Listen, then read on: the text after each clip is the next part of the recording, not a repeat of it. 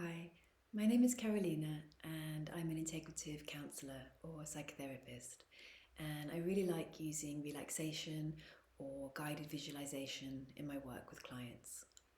So I've been asked by clients for a while now if I could possibly share recordings of the kind of relaxation or grounding techniques and exercises that we do in session together. And so I thought I would set up this channel for that purpose. So certainly for any current or former clients, you will already be familiar with the concept of a safe space.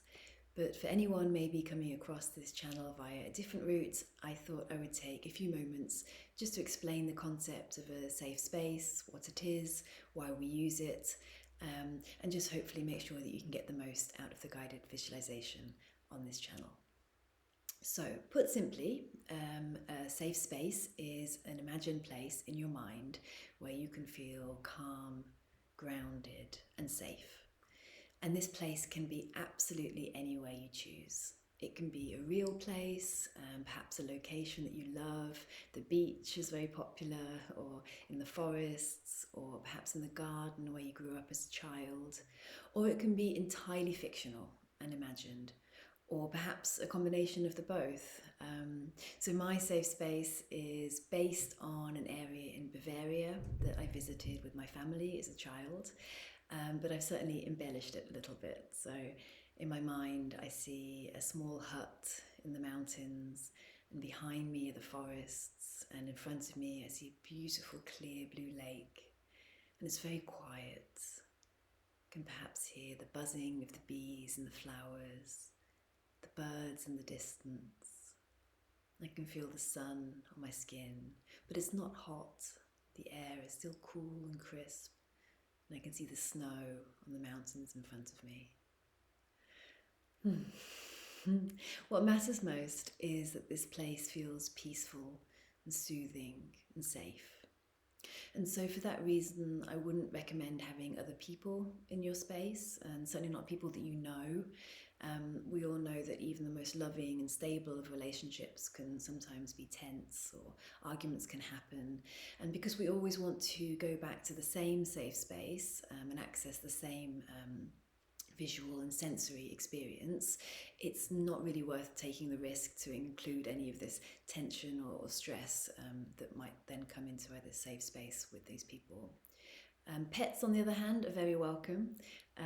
So I know that pets are very important to a lot of clients and can really be a key aspect. So you're very welcome to include those in your safe space if that's the case for you.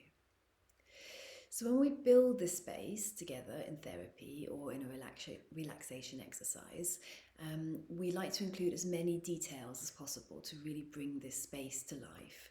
So things like the colours that you see there, the sounds around you, perhaps the temperature on your skin or the smells in the air. And the more sensory detail you give it, the easier it becomes to then step into this space whenever you need to.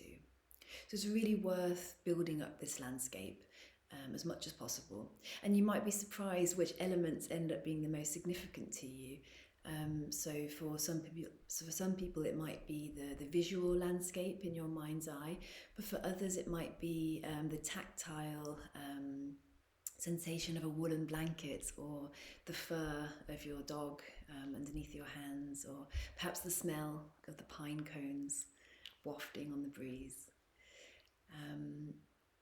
So why is this useful? Well, when you picture a calm place vividly, your nervous system starts to shift. So your breathing deepens, your muscles start to relax, and your thoughts start to slow down. And allowing your nervous system the chance to drop into this more regulated state not only feels calmer in the moment, but also has a whole host of cumulative benefits over time, which I'd be really happy to speak more about perhaps in a different video. And the really fantastic thing is, the more that we use this safe space, the easier it becomes to access these benefits, and the more quickly and more powerfully you'll be able to access both the safe space and the benefits that come with the relaxation exercise. So even without embedding it perhaps in a full relaxation sequence, just a few breaths and bringing to mind the safe space, you'll already start to feel the difference. So if you don't already have a safe space in mind, then I'd recommend perhaps now taking some moments to start to build this space.